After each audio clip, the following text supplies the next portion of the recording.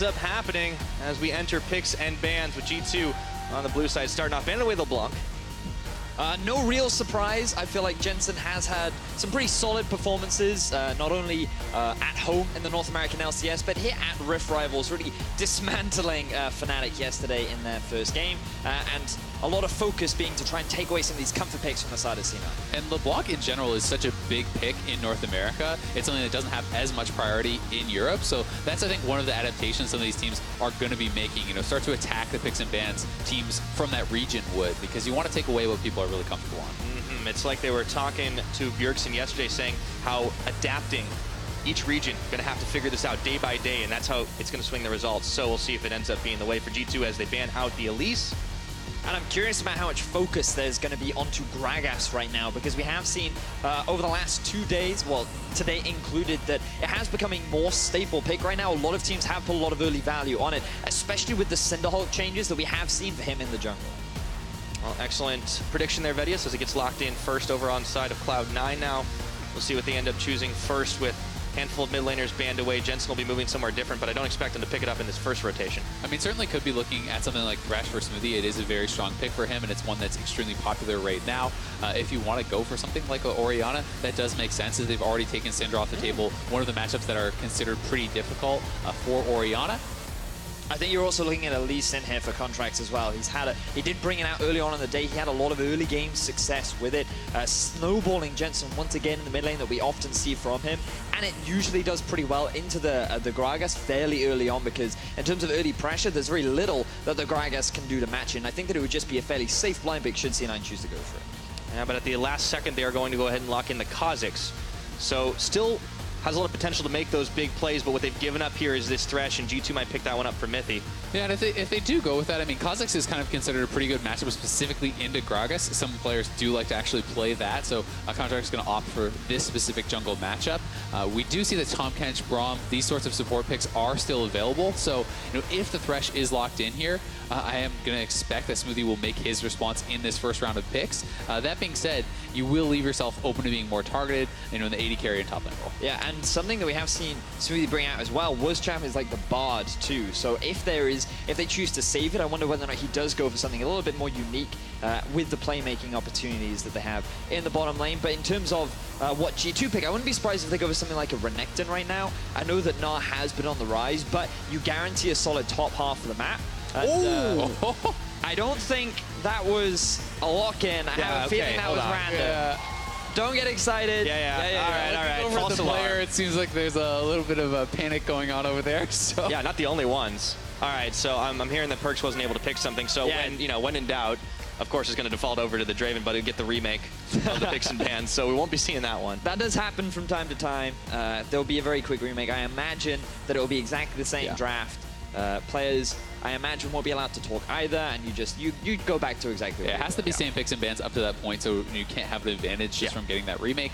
We will see which way they decide to go, as we should be able to hopping back into this pretty quick. But so far we've seen nothing too unconventional. The fact that Gragas has been rising in popularity this tournament is no real surprise. I think that it's taken a little while for teams to identify his value that he is providing for a lot of, in terms of the engage, in terms of his jungle clear, and the fact that he can be flexed into both top jungle and even support. And I think that the flex pick is what makes it so powerful, right? Because it's very hard to target picks and bans. You know, if you think, okay, it's going top and you start banning out a top laner, then they're simply going to put it top, pick a jungler in the second round. So you always are going to have an advantage in picks and bans with these flex picks, and that's why they're historically some of the most powerful and best early line picks.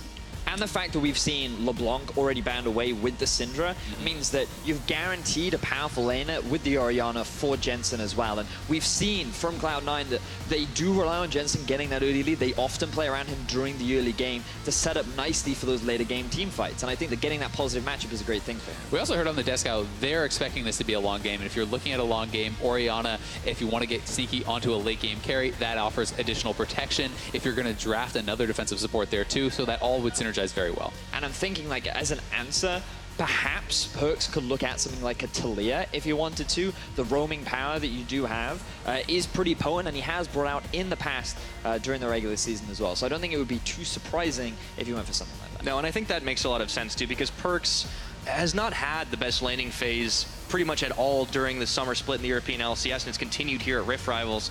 So you'd expect him to be put on something a little bit safer if that is what he's allowed to do. Alternatively, one of the options that we do see in NA a fair bit is Ahri as a matchup into the Orianna can be actually a pretty strong answer there. That's one of the other kind of pretty safe mid lane picks and someone that does have pretty strong 1v1 potential. I think it's a great pick into the Orianna. I completely agree with you. The problem with EU mid laners is they have this tendency to be like, they see a champion nerfed and they go, oh no, can't play a useless champ, Until someone brings it out and bodies them. Yeah, with it. exactly. Unless it's Rise, apparently. Unless it's 40% win rate, still getting played.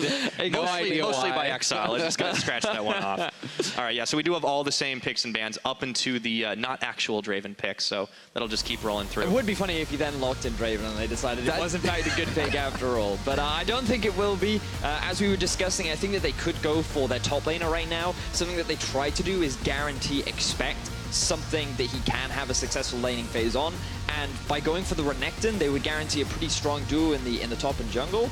Or they just keep this Gragas as a flex and they save the top pick for a later on in the draft. Gonna wait till the last couple seconds to lock in the Thresh, and we'll see what the answer is now.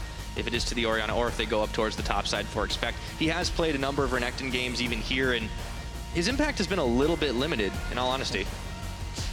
Bit of a throwback to the Asmo that you did say he was going to pick. You were still waiting on that one, I'm still waiting on it. Still waiting on it. I remember that picks to watch. But for the time being, instead they're just going to focus down the bottom lane. And I think that makes a lot of sense. Also, as a takeaway from Sneaky, Sneaky has been very successful on this pick, and in general, Tristana has been crushing it in the NALCS. It has a well over 70% win rate at this point, so that is a really big power pick. Yeah, right up the alley of what Sven wants to do anyways. He's been picking the Kog'Maw. He's liking himself the hyper carries these days. Now Cloud9 a couple more seconds, and it looks like they're getting ready to lock in the Blitzcrank.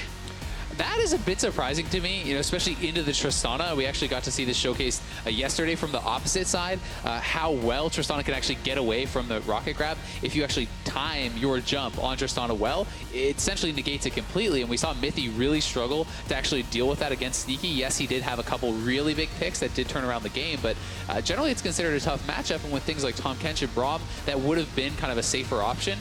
That being said, Smoothie can utilize this in other ways. Roaming, as we saw them have great effect on the Blitzcrank, with Lee Sin and coming to mid lane as well and kind of camping for Jensen. And it's just something that we've been seeing a lot more of recently. The Unicorns were a team that were doing it a lot during the regular season where they would just actively pick the Blitzcrank into the Thresh. And I feel like during the laning phase, you often lose out in terms of pressure because, yes, you have the pick power, but you really don't have the same level of push. But the real value of Blitzcrank, I feel, comes later on when you have your ultimate available, the different itemization that he can go from, and the fact that he is just pretty tanky and he always has that threat that you always have to be respectful of. Right, there's a definite potential for wombo combo between the Orianna and the Kha'Zix already, so throw in the Blitzcrank there and you can just kind of pull people in, get the deletion on, see what you can do. Another thing that it really can make you second guess is, hey, like what mid lane pick do you want to take? If you're taking someone that's relatively low mobility, you can be picked on not only in roaming, but in team fighting, right? So banning away the Ahri, banning away the Corki, two of the more mobile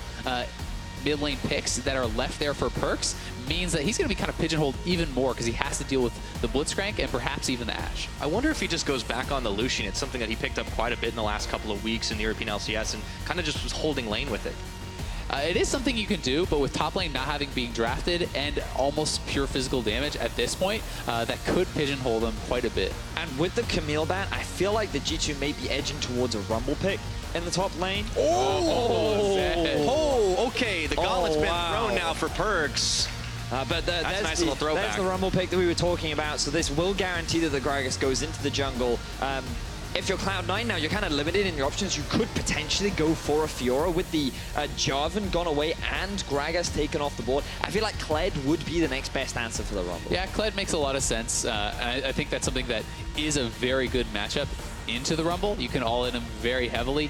You're already drafting some very powerful engage here. You give a way in for the Blitzcrank, for this Kha'Zix. You have the Ashe Arrow here as well. So I definitely think that Rumble could be a point of contention where they're going to try to target him. They're going to try to bring their jungler up and get the Kled ahead, because if the Kled is ahead of a Rumble, it's very difficult to stay alive. It's so easy to repeatedly dive you. And I'm looking at this composition from Cloud9, and to me it's like, it's very classic Cloud9. Like, this team is going to scale up like they have the option to make a few ganks happen in the early game, but the mid to late game, they have so many engaged tools with the Ashe Arrow, the Cled Ultimate. You also have the thread of a Blitzcrank hook, so many ball delivery system with the Kha'Zix too. This team, so good at being able to team fight later on to the stages. And what we've seen throughout this tournament is that C9 are a team that is very effective at finding that opportune fight. I do agree, but I also think that G2, you know, this is a composition that can also team fight. You know, you can deal for 1-4 type split push styles with the Zed, but their 4-man squad is extremely powerful in the team fight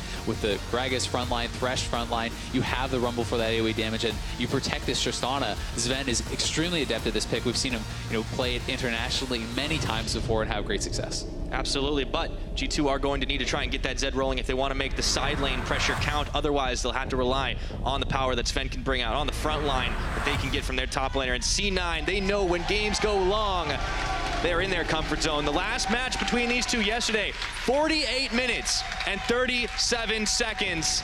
It was a long one, it was drawn out, and it was certainly not clean. But we will find out what happens in round 2 between G2 Esports and Cloud9 as they load up onto the Summoner's Rift. Cloud is definitely excited. Yeah, he is. We always have one guy. We always have one guy in the audience that he's always just super keen. There's a little piece of that guy in everybody. Yeah, it's a different guy too, right? Like it's sometimes always, it's for different teams. You have a different person, and now you've got the entire audience There you go. chanting TSM and stuff, but not this game.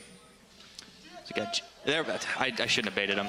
So let's talk a little bit about this mid lane matchup because it is Perkz versus Jensen. He is on Zed against Orianna, and picking an assassin into an Orianna lane, like in the early game, you're gonna struggle. You do not have a reliable way to get close to the minions because Orianna's always gonna hit you with a basic attack. She's gonna zone you with the Q, and early levels, she is a big threat. But the moment Perkz hits that level 6 mark, once he's got a bit of damage under his kit, he's going to build a lot of long swords, is what you can expect. That is where he becomes a real threat towards the Orianna. And the biggest thing that I've noticed is the fact that there is no exhaust on the side of C9 to shut down this Zed later on into the game.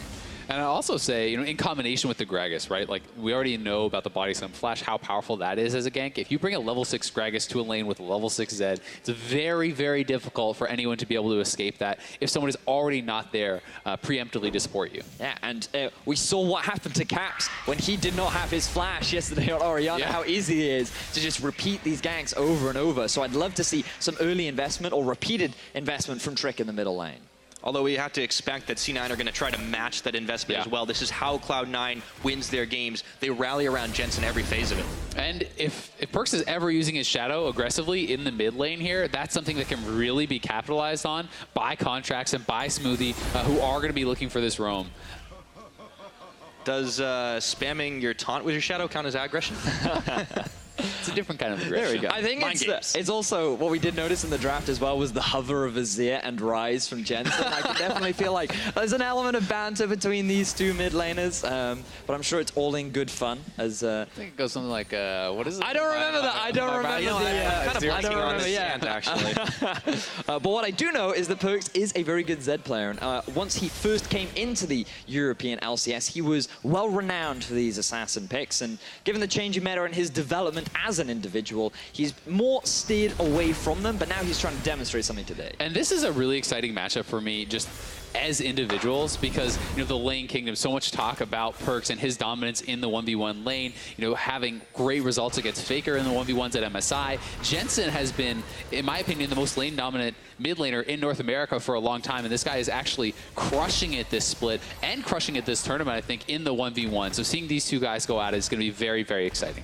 Absolutely, but Perkz still has something to prove, right? Because he hasn't had the best summer split thus far, but we haven't seen him on a pick like the Zed. But we'll talk about that a little bit later because Trick is on his way up to the top, and Ray is out one Cowardly Lizard. Expect with the bait on, and in comes the Fat Man Flash Body Slam, and Ray is in trouble. He has to burn his own flash. Still gets hit by the barrel, and with the Electro Harpoon, that's first blood. That was a beautiful predict from Trick. He expected Ray to flash away. He threw the barrel in advance, knowing where he would go towards, gets the extra bit of damage down to enable Expect to get the kill. And while that can look pretty funny and Ray trading that aggressively, that's one of the things that you really can do on Cled. If you trade out your passive, you get the remount, you can whittle people down. And had the gank not come in, he could have started to actually take control of that lane as he gets the remount. So it was a very well-timed gank by Trick. Contracts just taking a little bit of jungle as a consolation prize as it all happens. Smoothie trying to move on into the jungle as well. The bottom side, obviously when you're on a Tristana pick, you're going to get way outranged by an Ashe, so could be a little trouble for Zven to start things off. And you can see that CS differential pretty big already.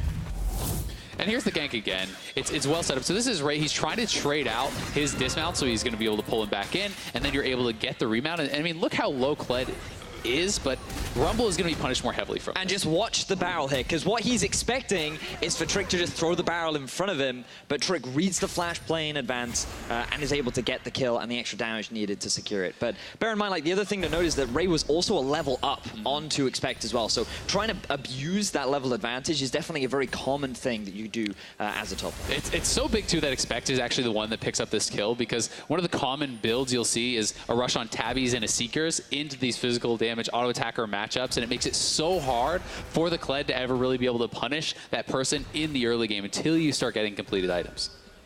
Absolutely. Checking back in with the mid once again. It's been a little quiet. As expected, Perkz is struggling a little bit in the farm, but he's been able to snatch a bit back here and there. So he sends out some Shadow Shurikens and has a little bit of fun with this one. Checking into contracts, too, as he might be running into Trick.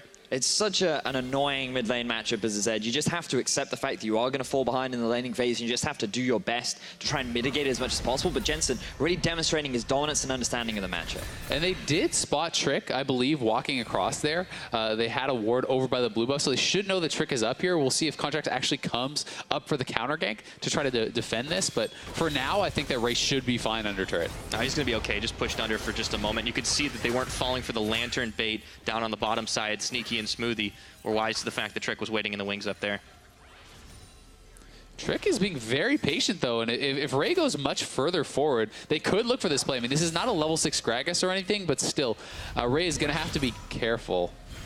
He doesn't get anything, though. He just hits 5. He is wasting a lot of time up here. He is. He's stealing a lot of experience away from Expect, too. Bear in mind that getting that early kill will give him that slight experience advantage over Ray, but now that level 6 is going to be delayed, but they are committed to trying to snowball Expect. All right, so Expect is almost level 6. They're actually committing to wait for the level 6 now, I feel like, at this point.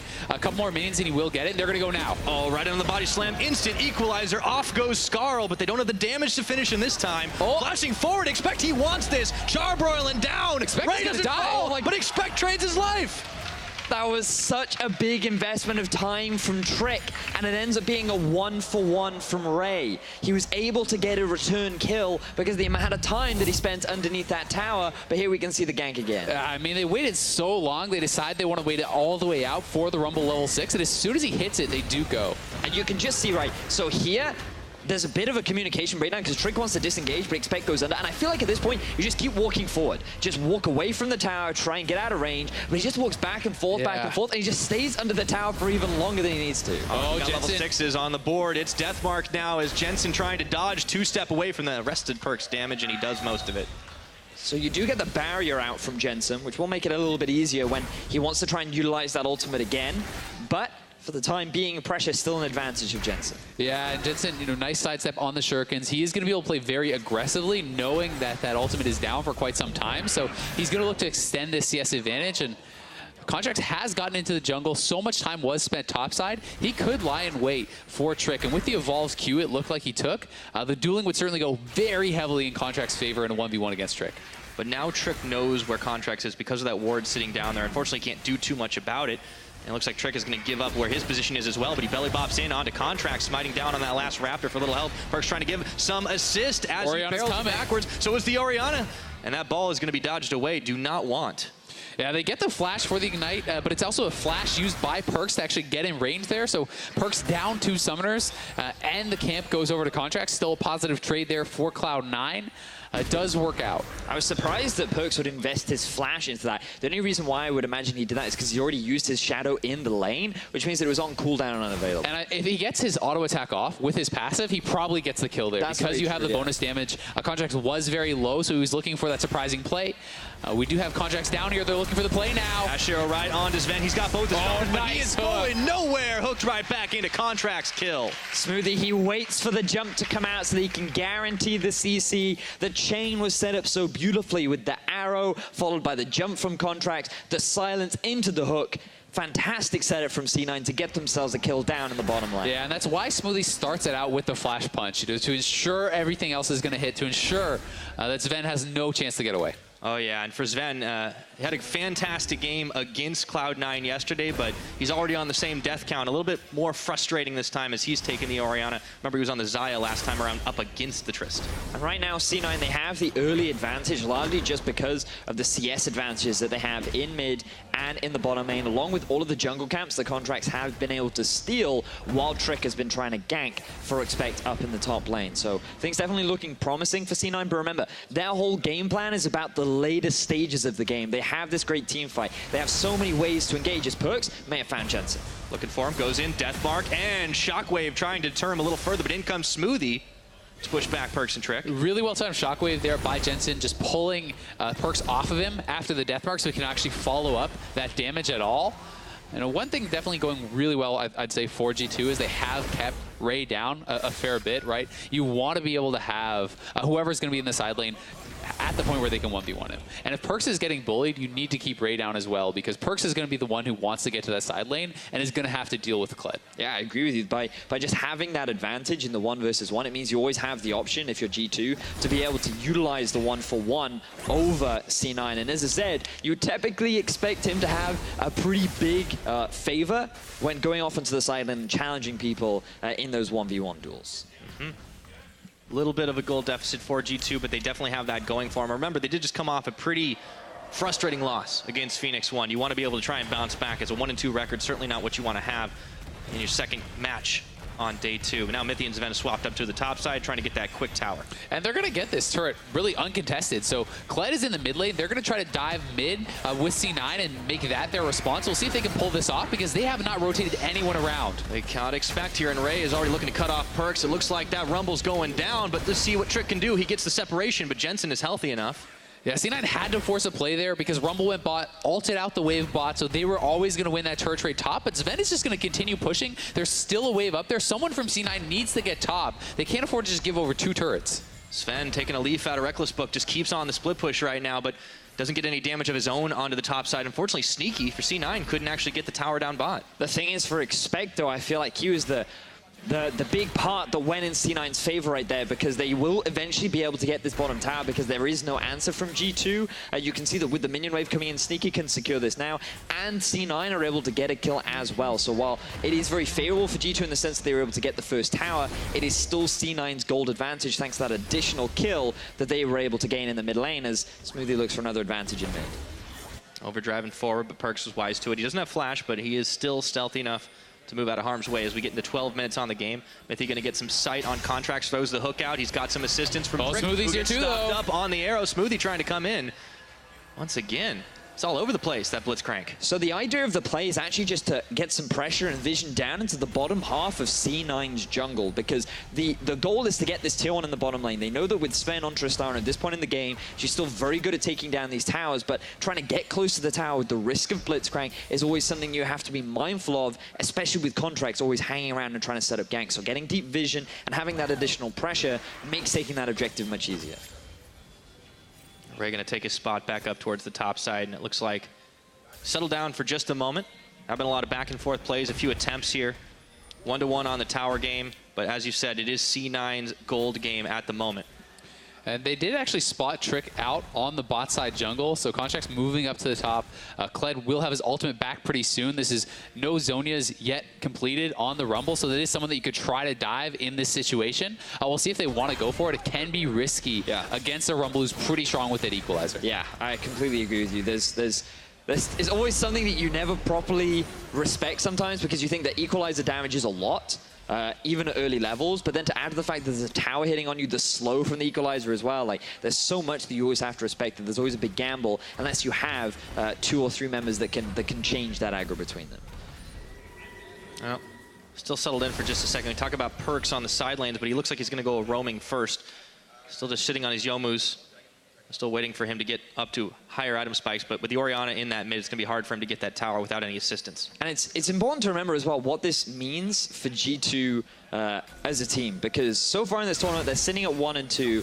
Expectations were that right now in the European LCS, they're not having the best of performances. A lot of the fans and the community were like, we don't actually have massive expectations of G2 because they're not looking the best right now. But on themselves, they feel like they should be performing so much better than they currently are. Remember, like, they made it all the way to the finals at MSI. Like, their international redemption began earlier on this year, and this is the first step towards that. While Liz only North America, within themselves, they had higher expectations of themselves. Oh, you're absolutely right. All you have to do is go back and watch Mithy's interview to see how disappointed they are in their own performance. They need to be able to pick up the pace a little bit.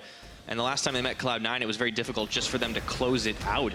Game went almost to 50 minutes, but for the time being, they're keeping it close, and they do have the ability to fight it out in this mid game. That's what we're looking for.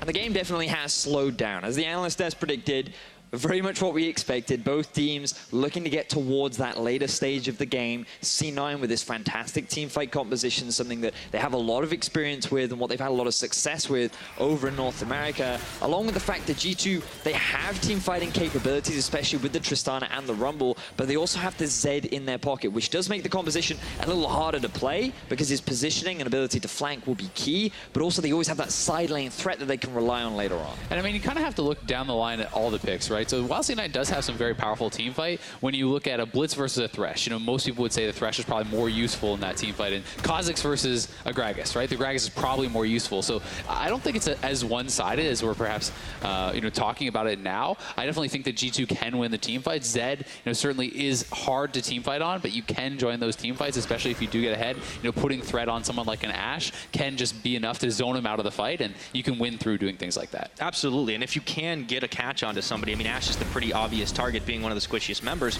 but even taking the Kha'Zix out, that can turn a fight around real quick. Like, and we have seen, you know, there's a reason Zed is a montage-worthy champion in the right hands. Even if we don't see him all that often, you can get a big reward out of it. But C9 are looking for a reward themselves, finding no one at home in the mid tower.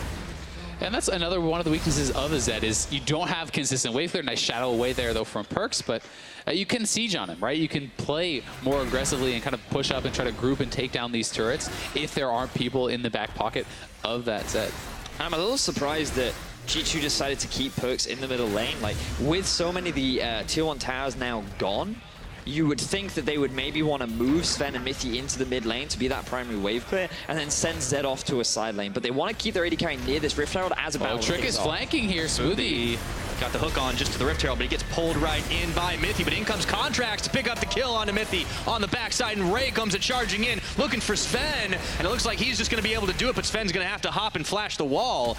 As Ray still going forward, looking for the bear trap on the rope, but this time they turn it around with an equalizer, courtesy of Expect. But does G2 have the damage to get a pick off here? It doesn't look like the answer is yes. No, it's just going to be the 1 for 0, and they actually force a lot of summoners out there from G2, so C9 retreating back towards this Rift Herald, at least going to take away the scuttle, deny that from G2. Close team fight, though.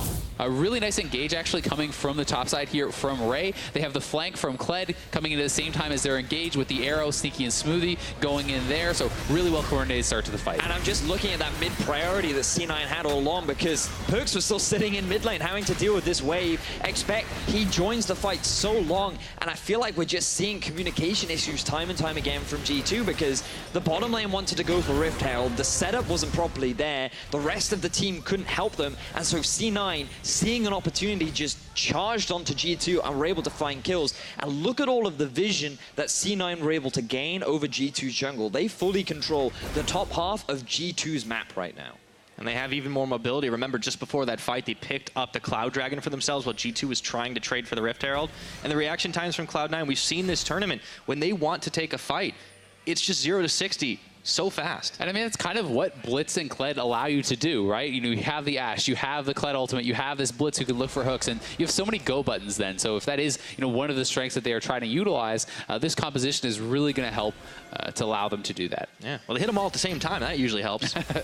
Now at Contracts, got to talk about this guy, but he's been the one cleaning up in these fights so far. 3-0-0 on the Kazakhs, and that's another playmaking champion that can pop off. It certainly is, but I don't think that's really where you want the kills to go. You'd much rather have them on the Orianna or the Ashe, someone who's going to be able to more easily contribute, I think, in these team fights, because kind of sometimes similarly to Zed, Kazakhs can struggle with the team fight contribution, but C9 is on the Rift Herald. G2 is aware of this, but it looks like they're just making the call to back off as Expect is pushing bot. They're trying to get that mid priority, shoving up with their dual lane, and we'll see where C9 wants to take this, because for now, there's actually no one from G2 in the top side. They could actually go top and drop this immediately, and then try to just do basically a race and go for 2 turrets. Yeah, I mean, they have the Rift Herald available to them. You can see, it's exactly what they're going to do. They sent earlier, thanks to the vision that they set up earlier on, they know that there's no one from G2 in the top half of the map, so it makes it easy for 2 very quick towers. And the best thing that G2 can do is they've sent their AD carry down, and they're going to try and use Expect and his ulti to try and delay C9. I'm actually really surprised that they just do not decide to drop the Rift Herald there. Going to hold on to it, but they are pushing up mid as well with the Kled, so trying to perhaps look for that juicier target of the mid lane. And this is something that we're seeing time and time again with this Zed pick. It's so difficult for the Zed to get mid priority against an Orianna because she just walks in, wave clears, leaves, and then C9 have full control of whatever objective they want, and Zed is forced to deal with this minion wave, as now, once again, they go for an engage. Well, they're trying to make the play here. Trick was going for, but Ray cutting in to cut them off. And the rest of C9 just retracting back, getting bowled away. Jensen's the one who gets caught on. He pops the barrier, but Perks right into the rest of the team. Instantly regrets his decision, but the equalizer's thrown down. Turning and burning onto C9 now. 4 members left alive as Sneaky's already been taken out of the fight. Let's see if G2 can answer back any more objectives on this one. It looked like such a dangerous engage from G2. Very uncoordinated. Trick goes in, no real follow-up. You're kind of like, what are G2 trying to do? But then that fantastic hook comes out from Mithy onto the primary target. Perks just trying to draw attention away from the rest of the team. He was just the bait as Mithy comes in for what the true goal was, to take out Sneaky and take out that mid-tier 1. Well, they managed to get it for themselves, and here's how it all began. This with flash, that Rift though, Herald. was actually so sick from Sneaky. That's a body slam flash. Yeah, he actually really good. Flashed away from. Seeing that Righteous Glory be popped, he's expecting it coming in. Really nice reactive flash. Then the cask in from Jensen. Sneaky moves forward to try to support, and Mithy finds him, zeroes him out. The equalizer being layered on top means no chance for him to really flash away. Yeah, and again, he had no flash from earlier on, thanks to the great play that he did make, but it ended up resulting in his life. And G2, they've come back fighting. The gold's still in favor of C9, but at the very least, G2 have demonstrated that they can bring these fights to C9 as Contracts looks for a kill. Yep, Trick helps his buddy out, though. Perks is able to make his escape, but once again, C9 are never alone in this one. The hook is dodged out, but they're still going to be able to take away the blue buff for themselves. Clearing out that vision, C9 have not slouched at all in making sure they keep this side of the map dark from G2's vision. Yeah, they do have Ray bot side now pushing up. G2 is going to try to get that mid lane priority, but they will have to be cognizant of the fact that Ray can collapse with this ultimate. Now that G2 is missing, he's going to just have to back off. C9 can look to threaten around the Baron. Establishing vision control there is very important for them, and they have a number of pink wards in the area. They really do have full vision control down there, so if too many members from G2 show bot, C9 can look to threaten that Baron. Trick wanted to go in onto Contracts, might have wished he didn't here. Ash Arrow, he does manage nice to dodge. sidestep. Oof. Moved a few pixels over. Yeah, fancy feet for a large man. Yeah, that's back-to-back dodges, actually. That probably would have meant his death, the hook and the arrow. If he got hit by either one of those, I think he would have gone down. He likes to dance with death, our friend Trick. Yeah. Usually he ends up not being able to hold his drink at the end of the dance, but right now he's doing a great job as they go for an engage. All right, going in and then pulling waiting one more time. But Sven is there, and look, here's the collapse. Sven's gonna have to hop backwards, and let's see if G2 have enough left in the tank as Perks takes down Sneaky. Sven is opted out of this one, says no thank you very much in Contracts, looking for cleanup duty here. It is carnage across the map, and Expect finds himself out of teammates, or is he, as Perks comes in for round 2. Ray's forced to flash away. And at the end of the day, the casualty count is going to be 2 for 1 in favor of Cloud9. Yeah, it looked like it was going to be so much worse for G2, though, but Perks got a great pick off onto Sneaky, eliminates the Ashe, and that allowed them to stay alive, because if more G2 members went down, that would have been a Baron for C9. The biggest problem was how quickly Sven was forced out of the fight. Just keep your eyes on the AD carry of G2, because the initial engagement from G2 looked promising. They get onto Sneaky, the main damage meter, but then Sven immediately chunked out by Contracts, and now a lot of the damage from G2 is is just gone. They cannot stick through the rest of the fray. Contracts really swung this fight so heavily in the favor of C9. Yeah, he really did. And I mean, C9 was expecting the engage. They had half their team waiting in the bush. They have Ray prepped with the ultimate to come up. And again, always expecting the shadow. Perks delays it, nicely dodged out, but now Mithy is caught. Yeah, he can't dodge that Ash arrow. Just a point-blank range. Contracts is going to pick up another kill for himself.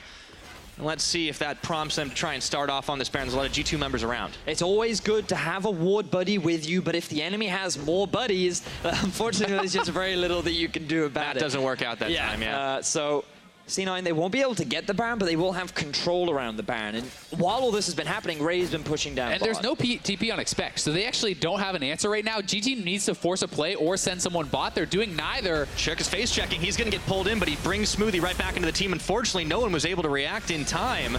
And here we go. They're going to try to make a play one more time. It's Perks going in onto Jensen, popping back around, and Sneaky is blown up just like that. Sven is going to be able to find his counterpart on that one. 2 big carries down in the blink of an eye. I actually do not understand at all why C9 is trying to engage when they're getting the bot tier 2 for free. A Kled could just be on this inhibitor very soon after. G2 only had one way to do anything. It was forcing a play, and C9 gave it to him. You were just talking about it, Azale, the TP advantage that C9 had. They're going to try and take advantage of it now. He's going to go for it. Half health on the Baron, but it looks like Mithy's going to get pulled right into Smoothie and Contracts. But they're going to take the fight. Forget the Baron. Looking for Contracts there as he hops away to relative safety. Perks is looking to take him out. Shut down gold in his pocket as they turn their attention onto Ray. The Baron is still aggroed, and Ray's going to take down the 80 carry. Can he do one more with the pocket pistol? It's not going to be enough, and Expect burns him down. Oh, nice play from Ray to actually stop that Baron, but still, G2 picked up quite a few kills there, and C9 just had no business taking the initial fight. Very poor decision, I think, from them. I feel like that the play itself looks so promising for G2. If they could just get the kill down onto the jungler, then they're perfect. They're set. The risk of a steal is gone. All they need to do is make sure the Contracts is dead. And they think that here, with Mithy on the front line, with the follow-up from Sven, they can just kill him. But Contracts continuously playing these fights so well enables enough time for G2 to just be scattered. They take so much damage from the Baron. Ray gets a beautiful kill onto Sven, and they're able to buy enough time so that G2 cannot secure the objective. Yeah, and I mean, Ray getting that kill on Sven so important to take away the DPS that would have allowed G2 to actually knock down that Baron. In the meantime, C9 picks up the first Dragon of the game. Has not really been much attention given over to it this game. Now, when it's all Cloud Drakes, it's not always the one you want to opt for 100% of the time. But as we're 26 minutes on this clock, the action has definitely been heating up. C9 found themselves in a bit of a dangerous situation, but they still are holding on to that slim gold lead.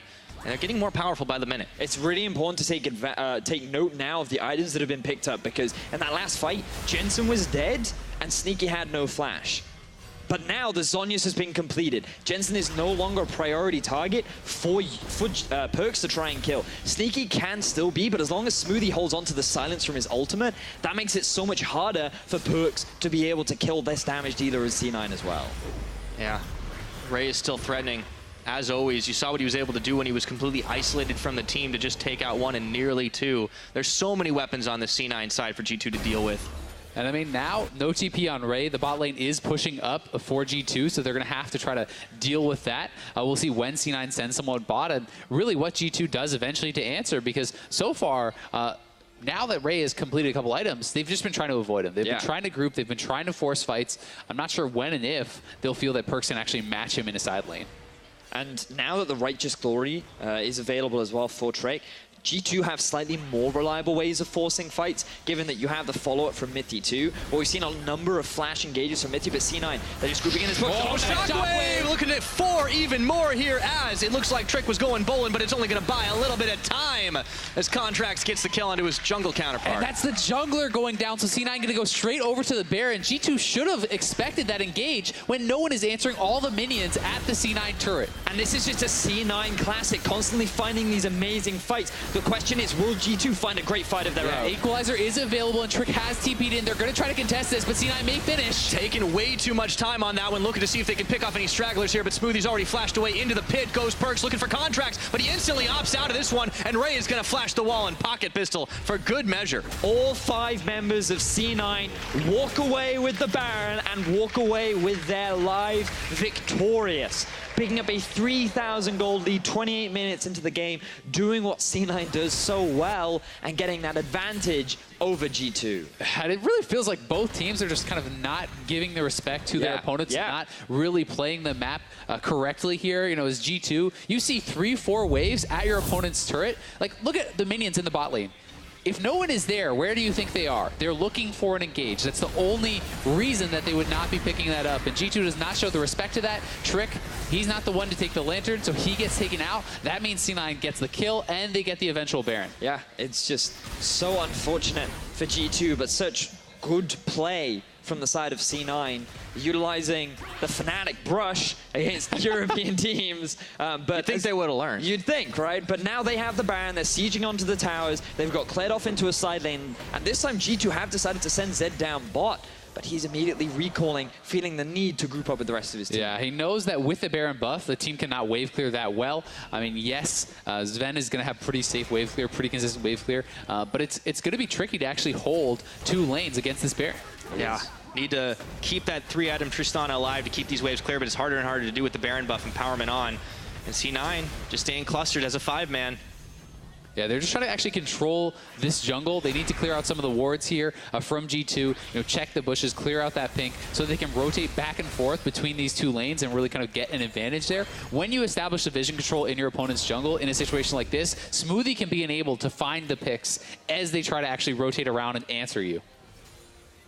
Looks like the Tower du Jour is still going to be sitting on this top side, since that's the only one outside the base left for G2 Esports. 5 towers Cloud9 have already grabbed on the map, but they're going to turn their attention once again to mid, trying to drag G2 around as the Baron buff still has a minute and a half left. It's going to be a short hop for Sven, but just out of range of C9 going all in. So C9, they're very hesitant to try and commit to a tower. They're very wary of the possibility of the Expect ultimate, the Trick Barrel, the hook from Mithy. They're just playing very reserved, and they're waiting for this big minion wave down the bottom lane to catch up to the towers so they can start pressuring onto all 3 lanes. But with the Mandrake spawning in a minute, perhaps C9, they're just going to take the gold advantage that they gained from the Baron and then use that to net themselves another Drake. And it does kind of speak of some of the confidence that they do have moving forward into the late game. They're not actually feeling like they have to force anything, not feeling that they have to really look too heavily for any of these fights. But you know, the question is, are they correct, right? I mean, Sven is getting very, very strong on the Tristana. And when he completes his next item, you know, if he goes for something like a Mercurial, if he's worried about the Ash Arrow, he could also go the route of a Bloodthirster or whatever. But I mean, when you're sitting on 4 or 5 items as Tristana, you can win these team fights almost solo.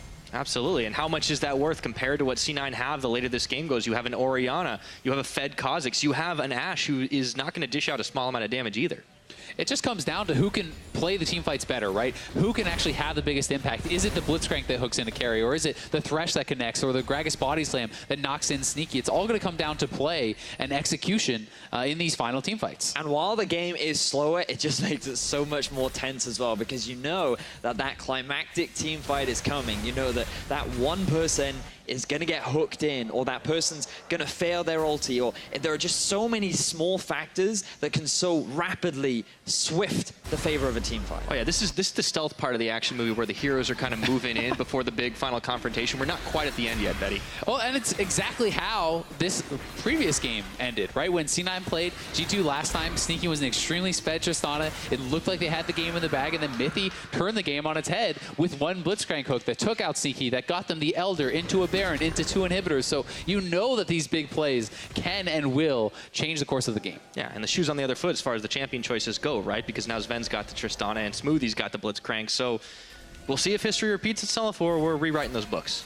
And it's a big deal as well when you're trying to make it into the final, which I imagine C9 want to do for both teams really, because losing a game here, it does make it very difficult. Remember, you're competing with the other teams from your region to make it to the best of 5, not against the other teams, right? So being able to pick up wins here means that you get yourself more points and you better set yourself up when trying to make it to that best of 5. And for G2, all the European teams are actually tied at 1 and 2 right now, I do believe. So, you know, there certainly is an opportunity for them to get to the finals and really kind of redeem themselves within the course of this event. You know, they're not happy with their performance. You talked about that. You know, Mithy, you know, talking about their expectations for themselves are much higher, and they still have the opportunity to bounce back and really show what they can do, because Saturday we will have a best of 5, and that is going to be what decides everything. Yes. Well, they got to get to that point first, and the way the European teams overall are playing, yes, it just hasn't been up to par from the expectations.